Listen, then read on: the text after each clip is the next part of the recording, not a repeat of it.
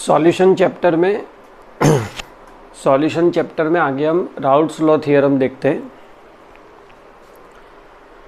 तो आज ये फर्स्ट वेरी कंसेप्चुअल टॉपिक है, राइट। तो आपको बहुत ध्यान रखना पड़ेगा। पहले कुछ टर्म्स समझते हैं। जैसे फर्स्ट टर्म है वॉलेटाइल। तो कोई भी कंपाउंड है वो दो टाइप के होते हैं, volatile and non volatile. Now what are volatile compounds? तो जो कंपाउंड में से वेपर फॉर्म हो, उसको कहते हैं volatile compound. Vapour forms from that compounds. अब वेपर बन रही है तो वो कुछ प्रेशर भी लगाएगी, राइट। तो उसको कहते हैं vapour pressure of that compound. मान लो क्लोज्ड वेसल में पानी भर दिया है, तो पानी में से कुछ वेपर बनेगी, वो वेपर प्रेशर एक्सर्ट करेगी, उसको कहते हैं वेपर प्रेशर। अब वॉलेटाइल कंपाउंड वेपर फॉर्म करते हैं तो वो वेपर प्रेशर भी एक्सर्ट्स करेंगे, तो वेपर प्रेशर भी उनको होगा। तो the compounds which have vapour pressure are called volatile. जिनको वेपर प्रेशर हो, जिनमें से वेपर फॉर्म हो, उनको कहते हैं वॉलेटाइल कंपाउंड। वॉलेटाइल के एग्जाम्पल है water and ethanol. Volatile compounds क्या है? Water and ethanol. इसके ऑपोजिट होते हैं नॉन वॉलेटाइल कंपाउंड।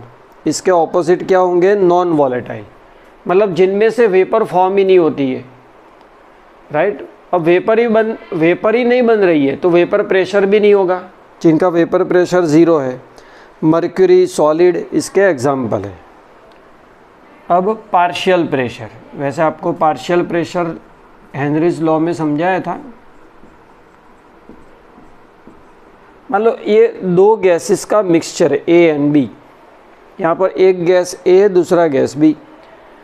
तो ए कुछ अपना प्रेशर लगाएगा, बी का कुछ अपना प्रेशर होगा। तो ए का जो इंडिविजुअल प्रेशर है, अपना पर्सनल जो प्रेशर है, उसको कहते हैं partial pressure of A. B जो प्रेशर एक्सर्ट करता है उसको कहते हैं partial pressure of B, right. Partial pressure कब पिक्चर में आता है? जब मिक्सचर ऑफ गैसेस हो, दो या ज़्यादा गैसेस का मिक्सचर हो, तो उनमें कोई एक पर्टिकुलर गैस जितना प्रेशर एक्सर्ट करता है उसको कहते हैं पार्शियल प्रेशर। अब हम देखते हैं लिक्विड सॉल्यूशन। तो हमें पता है कि सॉल्यूशन का टाइप क्या होता है? सॉल्वेंट का टाइप। जैसा सॉल्वेंट वैसा सॉल्यूशन। तो लिक्विड सॉल्यूशन मतलब सॉल्वेंट क्या होगा? Liquid. Solute can be solid, liquid और गैस। लिक्विड सॉल्वेंट में आप सॉलिड, लिक्विड, गैस, सॉल्यूट को डिसॉल्व करो तो जो सॉल्यूशन बनेगा उसको कहते हैं liquid solvent. Liquid solvent as liquid solution as liquid solvent. Solute can be anything, solid और लिक्विड और गैस। सॉलिड को लिक्विड में या लिक्विड को लिक्विड में या गैस को लिक्विड में डिसॉल्व करो, उसको कहते हैं लिक्विड सॉल्वेंट। गैस को लिक्विड में डिसॉल्व करो, वो तो हमने देख लिया है, कहाँ पर? Henry's law. तो अब हम दो टाइप के सॉल्यूशन देखेंगे, solid dissolve in liquid, liquid in liquid. अच्छा, हमारा फोकस पूरे चैप्टर में बाइनरी सॉल्यूशन पे ही है, तो हम दो टाइप के बाइनरी लिक्विड सॉल्यूशन देखेंगे। बाइनरी लिक्विड सॉल्यूशन दो टाइप के, liquid plus liquid, liquid plus solid. अब इसमें वन और more than one component can be volatile. और ये सॉल्यूशन का वेपर प्रेशर, भाई सॉल्यूशन का vapour pressure can be due to one और मोर कंपाउंड। क्यों? देखो, इसमें लिक्विड वॉलेटाइल हो सकता है, लिक्विड वॉलेटाइल। तो ये दोनों वॉलेटाइल है, तो दोनों वेपर प्रेशर एक्सर्ट कर सकते हैं, दोनों में से वेपर बन सकती है। लिक्विड वॉलेटाइल हो सकता है बट सॉलिड वॉलेटाइल नहीं हो सकता। तो लिक्विड में से वेपर बनेगी, सॉलिड में से, भाई कुछ एक्सेप्शन होंगे सॉलिड में भी जो वेपर फॉर्म करते हैं, बट मोस्टली सॉलिड में से वेपर फॉर्म नहीं होगी। तो यहाँ पर vapour pressure can be due to liquid solvent only. यहाँ पर vapour pressure can be due to liquid solvent and liquid solute. यहाँ दोनों वेपर प्रेशर एग्जर्ट करेंगे, यहाँ एक ही वेपर प्रेशर एग्जर्ट करेगा। राउल्ट के दो नियम है, Raoult's law for liquid solvent and liquid solute, Raoult's law for liquid solvent and non volatile solute. मतलब Raoult's law for both the volatile component, Raoult's law for non volatile solute in volatile solvent. भाई एक में दोनों volatile होंगे, solute और solvent, एक में solute non volatile, solvent volatile होगा। अभी हम देखते हैं दोनों वॉलेटाइल हो, सॉल्यूट और सॉल्वेंट दोनों volatile. Raoult's law for volatile solute and solvent, दोनों वॉलेटाइल है। तो उसको समझो पहले कि एक क्लोज्ड वेसल है, क्लोज्ड वेसल में मैंने दो वॉलेटाइल सब्सटेंसेस का सॉल्यूशन लिया है। क्लोज्ड वेसल में मैंने दो वॉलेटाइल सब्सटेंसेस का सॉल्यूशन लिया है। हियर फर्स्ट कंपोनेंट, भाई एक कंपोनेंट्स को 1 बोल दिया, वो दूसरा कंपोनेंट्स को 2 बोल दिया, दोनों का सॉल्यूशन लिया है। दोनों वॉलेटाइल है, मतलब फर्स्ट कंपोनेंट है उसमें से भी वेपर फॉर्म होगी, सेकंड है उसमें से भी वेपर फॉर्म होगी। तो ऊपर भी गैसेस का मिक्सचर होगा, वेपर ऑफ 1 वेपर ऑफ 2, यहाँ पर लिक्विड का मिक्सचर, यहाँ पर गैसेस का मिक्सचर। और इन दोनों में इक्विलिब्रियम होगा। किन दोनों में? Liquid solute and gaseous solute, liquid solvent and gaseous solvent. कम समझ में आए तो here dynamic equilibrium is established between, यहाँ पर डायनेमिक इक्विलिब्रियम हुआ किन के बीच में? Liquid state of first and gaseous state of first, liquid state of second and gaseous state of second, right. अब यहाँ पर कुछ सिंबल है, आपको याद रख लेने हैं, मैंने लिखे नहीं है बट मैं समझाऊंगा। जो लिक्विड मिक्सचर है उसमें कंपोनेंट 1 का मोल फ्रैक्शन x1 है। लिक्विड मिक्सचर में कंपोनेंट 1 का मोल फ्रैक्शन क्या है? x1, और कंपोनेंट 2 का मोल फ्रैक्शन है x2, राइट। लिक्विड मिक्सचर में कंपोनेंट 1 का मोल फ्रैक्शन x1, कंपोनेंट 2 का मोल फ्रैक्शन x2 है। किसमें? लिक्विड मिक्सचर में। गैसियस मिक्सचर में कंपोनेंट 1 का मोल फ्रैक्शन y1 है, y1 is mole fraction in gaseous state, x1 is mole fraction in liquid state, y2 component 2 का gaseous form में gaseous mixture में mole fraction है, y1 is mole fraction of component 1 in gaseous form, y2 is mole fraction of component 2 in gaseous form। Liquid mixture जो है उसमें, liquid जो mixture है उसमें कंपोनेंट 1 के मोल फ्रैक्शन x1, कंपोनेंट 2 के मोल फ्रैक्शन x2, राइट। दूसरी बात, कंपोनेंट 1 का पार्शियल प्रेशर P1 है, कंपोनेंट 2 का पार्शियल प्रेशर P2 है, राइट। अब यहाँ पर मैंने दो लिक्विड का मिक्सचर लिए, उसमें से कोई एक लिक्विड मान लो प्योर फॉर्म में ले लेते हैं। फर्स्ट लिक्विड कंपोनेंट 1 को प्योर फॉर्म में ले लिया, उसमें से भी वेपर बनेगी, वो भी प्रेशर लगाएगी, उसको कहेंगे ये प्योर कंपोनेंट 1 है, प्योर कंपोनेंट 1 है। भाई यहाँ पर मैंने मिक्सचर नहीं लिया है, अकेला कंपोनेंट 1 लिया है। कंपोनेंट 1 क्या होगा? प्योर फॉर्म में, उसमें से वेपर बनेगी, तो उसका जो वेपर प्रेशर है उसको कहेंगे P1 degree.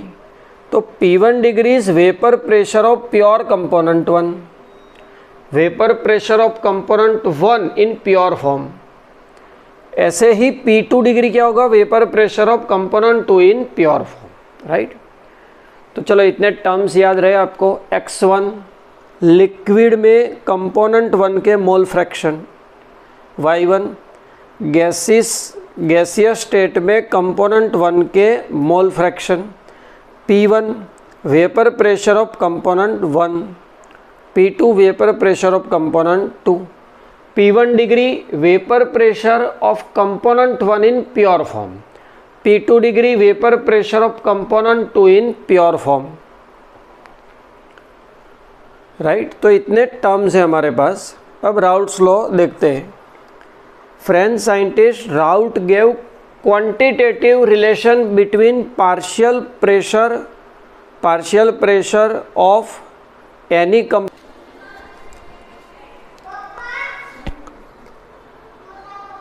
French scientist Raoult gave quantitative relation between vapor pressure of component and mole fraction.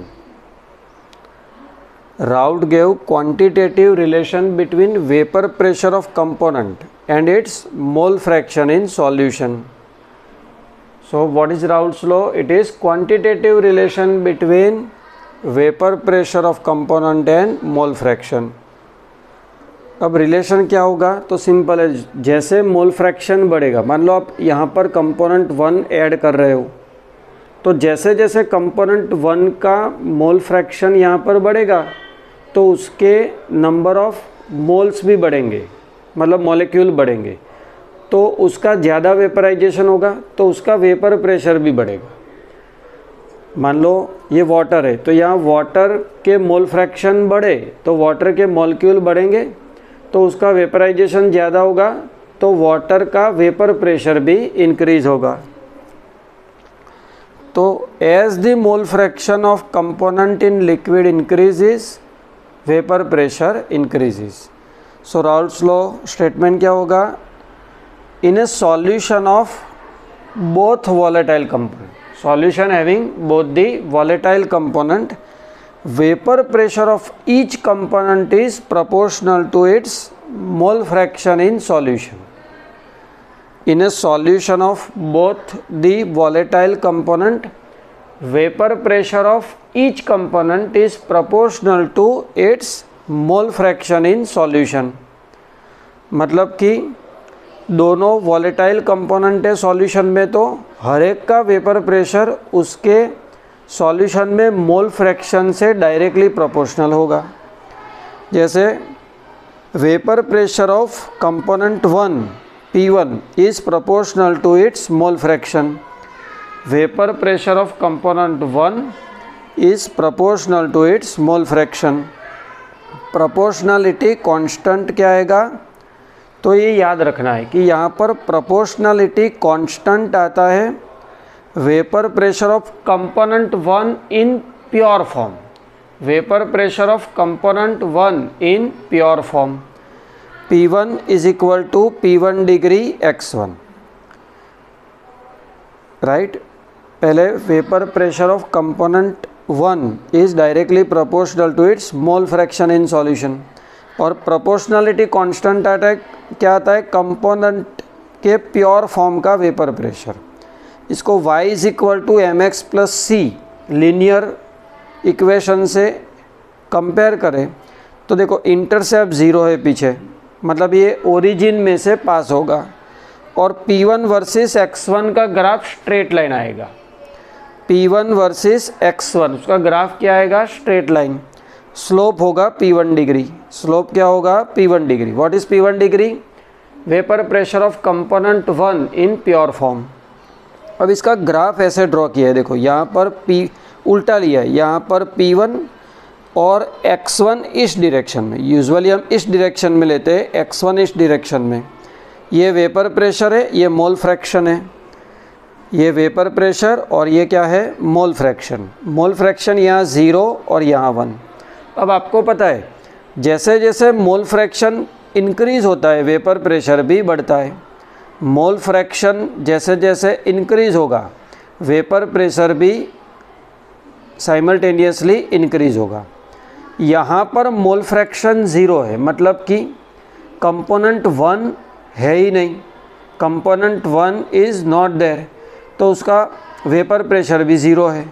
यहाँ पर mole fraction of component 1 is 1 component, first component का मोल फ्रैक्शन 1 है। मोल फ्रैक्शन आपको पता है कि 2 कंपोनेंट है तो दोनों का मिला के टोटल मोल फ्रैक्शन 1 होता है।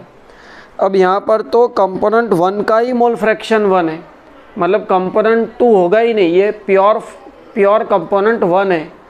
तो यहाँ पर जो वेपर प्रेशर आएगा that is vapour pressure of component 1 in pure form.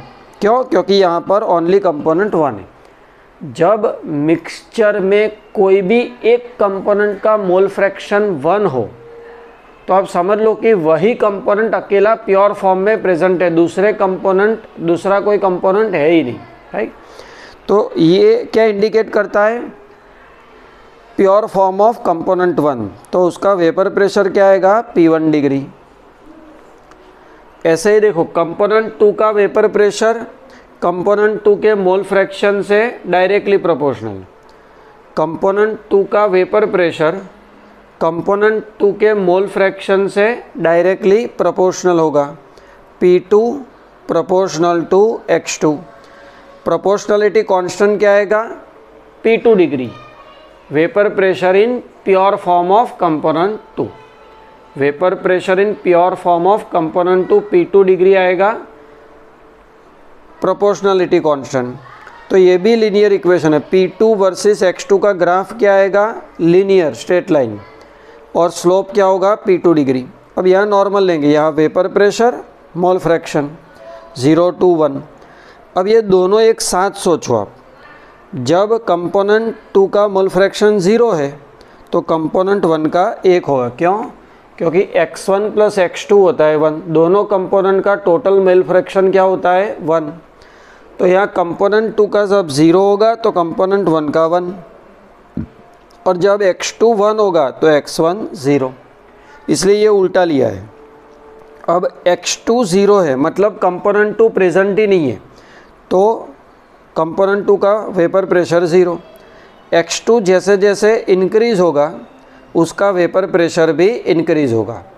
x2 जैसे जैसे इंक्रीज़ होगा उसका वेपर प्रेशर भी इंक्रीज़ होगा। जब x2 1 होगा मतलब प्योर फॉर्म ऑफ कंपोनेंट 2, तो जो वेपर प्रेशर है वो हो जाएगा P2 डिग्री, राइट। तो ये दोनों इक्वेशन से आप कह सकते हो जब x1 1 होगा तो वेपर प्रेशर क्या हो जाएगा? P1 डिग्री, और जब x2 यूनिटी होगा 1 तो वेपर प्रेशर क्या हो जाएगा? P2 degree.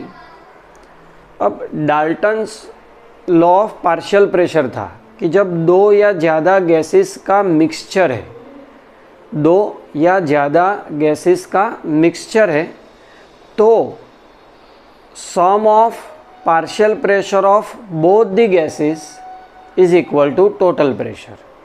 टोटल प्रेशर क्या होता है? दोनों गैसेस के पार्शियल प्रेशर का सम।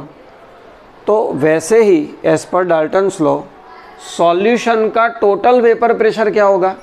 भाई ये सॉल्यूशन का टोटल वेपर प्रेशर, तो सॉल्यूशन का टोटल वेपर प्रेशर क्या होगा? दोनों गैसेस का जो पार्शियल वेपर प्रेशर है उनका सम। सॉल्यूशन का टोटल वेपर प्रेशर क्या होगा? दोनों गैसेस के पार्शियल वेपर प्रेशर का sum. Total vapour pressure is sum of partial vapour pressure of both the gases. अब P1 क्या होता है? P1 degree x1। P2 क्या होता है? P2 degree x2। P1 का फॉर्मूला यहाँ से, P2 का यहाँ से, तो P टोटल क्या हो जाएगा? P1 degree x1 plus P2 degree x2। Numericals में इक्वेशन यूज़ होगा। अब हमको पता है कि दोनों कंपोनेंट का मोल फ्रैक्शन का सम 1 होता है, x1 प्लस x2 1। तो हम x1 को रिप्लेस कर सकते हैं 1 माइनस x2 से। x1 को रिप्लेस करो 1 माइनस x2। P1 डिग्री को अंदर मल्टीप्लाई करो, P1 degree into 1 P1 degree, ये minus x2 into P1 degree. x2 into P2 degree. इन दोनों में से x2 कॉमन लो तो ये P2 degree minus P1 degree. तो फॉर्मूला हो गया P total is equal to P1 degree plus P2 degree minus P1 degree into x2। याद रखने की ट्रिक है P total 1 2 1 2, P1 degree plus P2 degree minus P1 degree into x2। अच्छा, यहाँ 2 से स्टार्ट करो तो 2 1 2 1, P2 degree plus P1 degree minus P2 degree into x1। वो इस तरह से लिख सकते हैं P total is equal to P2 degree P1 degree P2 degree x1। अगर x2 का हम x2 को हम एलिमिनेट करें तो ये फॉर्मूला डिराइव हो सकता है। अब इसको आगे लिखते हैं और इसको पीछे, तो ये हो गया P total is P2 degree minus P1 degree x2 plus P1 degree. तो ये होगा y is equal to mx plus C. तो ये भी लीनियर इक्वेशन है। P टोटल वर्सेस x2 का ग्राफ क्या होगा? Straight line. P total versus x2 का ग्राफ स्ट्रेट लाइन। स्लोप क्या होगा? P2 degree minus P1 degree और इंटरसेप्ट क्या होगा? P1 degree. P total versus x2 straight line, slope P2 degree minus P1 degree and intercept P1 degree, right. अब दोनों graph को अगर एक साथ मर्ज करें तो दोनों ग्राफ को अगर आपको मर्ज करना है तो दोनों ग्राफ को अगर मर्ज करना है तो याद रखो कि यहाँ क्या लोगे आप? प्रेशर। यहाँ पर भी क्या लोगे आप? प्रेशर। यहाँ पर mole fraction. Pressure pressure mole fraction. Mole fraction यहाँ पर जैसे लिया है वैसे ही, मतलब x2 left to right 0 to 1, x1 left to right 1 to 0। देखो x2 0 to 1, x1 1 to 0। तो अब ग्राफ ड्रॉ करना ईजी है। देखो x2 0 to 1 मतलब P2 यहाँ पर 0 होगा और इंक्रीज होगा, और यहाँ पर x2 1 है मतलब प्योर फॉर्म ऑफ कंपोनेंट 2 है, प्योर फॉर्म ऑफ कंपोनेंट 2। तो यहाँ पर जो पार्शियल प्रेशर है वो P2 डिग्री। सिमिलरली P1 का ग्राफ x1 0 है तो P1 0, x1 इंक्रीज होगा तो P1 इंक्रीज होगा। यहाँ पर x1 1 है मतलब ये प्योर फॉर्म ऑफ कंपोनेंट 1 है, x1 1 है तो ये प्योर फॉर्म ऑफ कंपोनेंट 1। तो ये जो पार्शियल प्रेशर होगा वो क्या होगा? P1 degree, right. Vapour pressure in pure form of component 1। तो ये तो हो गए इंडिविजुअल ग्राफ। अब टोटल प्रेशर का ग्राफ, वो ग्राफ इक्वेशन से बनाने के बजाय अलग से याद रख लो कि वो ग्राफ क्या करना है? P1 डिग्री से P2 डिग्री को ज्वाइन कर दो, राइट। ये P1 डिग्री था, ये P2 डिग्री को ज्वाइन करो स्ट्रेट लाइन से, ये P टोटल का ग्राफ हो गया, राइट। ये ग्राफ किसका हो गया? P total. P total versus x2 straight line है, इंटरसेप्ट क्या है उसका? P1 डिग्री, और स्लोप क्या होगा? P2 degree minus P1 degree. यहाँ पर क्या ज़्यादा है? P2 डिग्री कि P1 degree? P2 degree. P2 degree ज़्यादा है मतलब P2 डिग्री ज़्यादा है P1 डिग्री से, तो स्लोप पॉजिटिव आएगा कि नेगेटिव? ये ज़्यादा है और ये कम। ये एक हमने केस लिया है, आपको रटना नहीं है, कभी P1 डिग्री भी ज़्यादा हो सकता है, बट हमारे केस में P2 डिग्री ज़्यादा है P1 डिग्री कम। अब क्योंकि P2 डिग्री ज़्यादा है ये कम है तो डिफरेंस पॉजिटिव आएगा, स्लोप पॉजिटिव, इसलिए ग्राफ इंक्रीजिंग है, राइट। अब हमारा केस क्या है? P1 डिग्री से P2 डिग्री ज़्यादा है मतलब कंपोनेंट 2 ज़्यादा वॉलेटाइल है कंपोनेंट 1 से। अगर कंपोनेंट 2 कंपोनेंट 1 से ज़्यादा वॉलेटाइल है तो हम कह सकते हैं कि P टोटल की मैक्सिमम वैल्यू होगी P2 डिग्री, मिनिमम वैल्यू होगी P1 डिग्री। पर मान लो आपको क्वेश्चन दिया है उसमें उल्टा है, कंपोनेंट 1 इज़ मोर वॉलेटाइल, तो मैक्सिमम वैल्यू होगी P1 डिग्री, मिनिमम होगी P2 डिग्री, राइट। अब ये इक्वेशन फिर से आप देखो, P टोटल क्या होगा? P1 degree plus P2 degree minus P1 degree into x2। तो इससे 3 कंक्लूजन निकाले। फर्स्ट कंक्लूजन कि सॉल्यूशन का टोटल वेपर प्रेशर कोई एक कंपोनेंट के मोल फ्रैक्शन पे डिपेंड करता है। पी टोटल, सॉल्यूशन का टोटल वेपर प्रेशर कोई एक कंपोनेंट के मोल फ्रैक्शन पे डिपेंड करता है। देखो यहाँ दोनों नहीं है, मोल फ्रैक्शन ऑफ x2 ही है, x1 नहीं है। दूसरी बात, P टोटल x2 के साथ, कंपोनेंट 2 के मोल फ्रैक्शन के साथ लीनियर वे में चेंज होता है, मतलब इन दोनों का रिलेशन स्ट्रेट लाइन होगा। P टोटल x2 के साथ लीनियर वे में चेंज होता है, x1 के साथ भी वो लीनियर वे में ही चेंज होगा।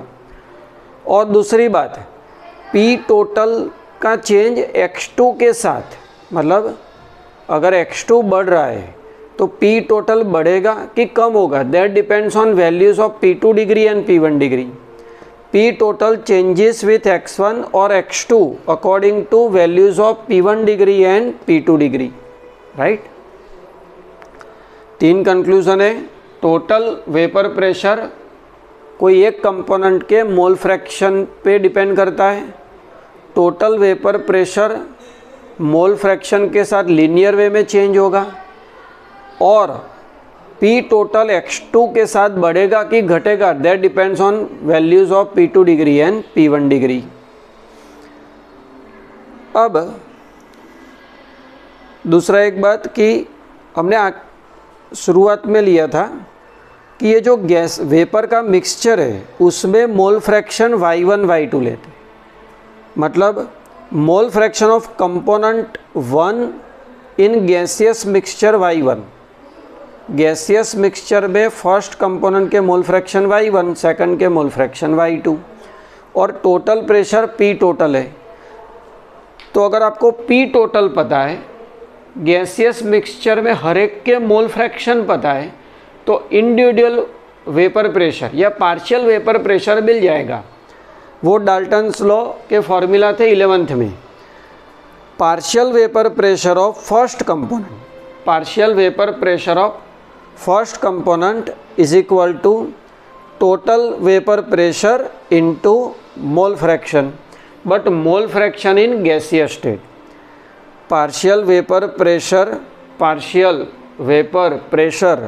Of component 1 is equal to mole fraction in gaseous mixture into total pressure. Similarly P2 क्या होगा, Y2 into P total। ये हो गया राउट्स लॉ।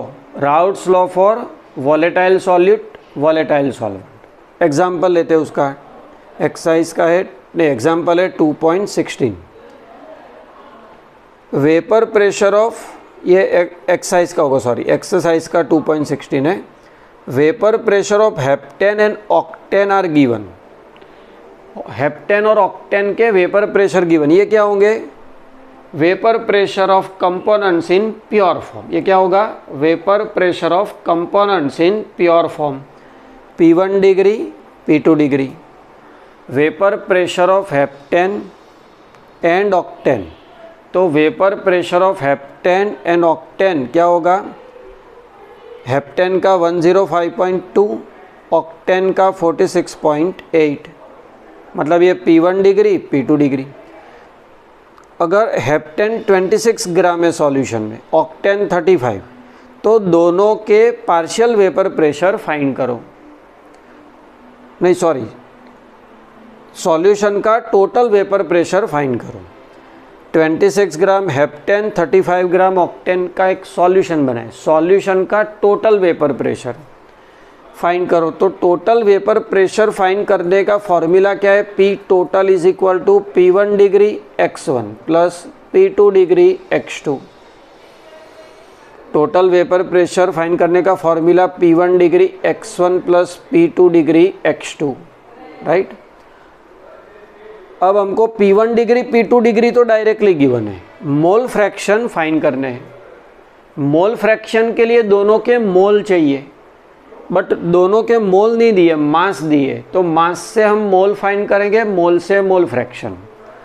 जैसे कि फॉर हेप्टेन का फॉर्मूला C7H16, मास 20, हेप्टेन का मास 26 ग्राम, मॉलिक्यूलर मास क्या होगा 100, मास 26, मॉलिक्यूलर मास 100, तो मोल मिल जाएंगे, mass upon molecular mass. Similarly octane C8H18 मास 35, मॉलिक्यूलर मास 114, तो मोल मिल जाएंगे, मास अपॉन मॉलिक्यूलर मास। अब दोनों के मोल से तो मोल फ्रैक्शन मिल जाएंगे। मोल फ्रैक्शन ऑफ हेप्टेन पहले लेते हैं, हेप्टेन के मोल फ्रैक्शन, हेप्टेन के mole upon total mole, values put कर दो तो हेप्टेन के मोल फ्रैक्शन। अच्छा, दो ही कंपोनेंट है हेप्टेन ऑक्टेन। अब हेप्टेन के मोल फ्रैक्शन पता है तो ऑक्टेन के गिनने पड़ेंगे कि डायरेक्ट मिल जाएंगे? डायरेक्ट कैसे? x2 is equal to 1 minus x1, दूसरे के mole fraction 1 minus mole fraction of first component. अच्छा, P1 डिग्री प्योर फॉर्म में वेपर प्रेशर तो गिवन है, P2 डिग्री गिवन है, तो P टोटल होगा P1 degree x1 plus P2 degree x2। P1 degree की वैल्यू x1 की, P2 degree x2 की वैल्यू, ये फाइन करो मल्टीप्लिकेशन तो ये आएगा किलो पास्कल में, तो ये आपको मिल गया टोटल वेपर प्रेशर, राइट। तो राउट लॉ की पहली कंसेप्चुअल थियरम है, ऐसे ही 3-4 कंसेप्चुअल थियरम चैप्टर में है, तो आप इसको केयरफुली प्रिपेयर करो, राइट। Thank you.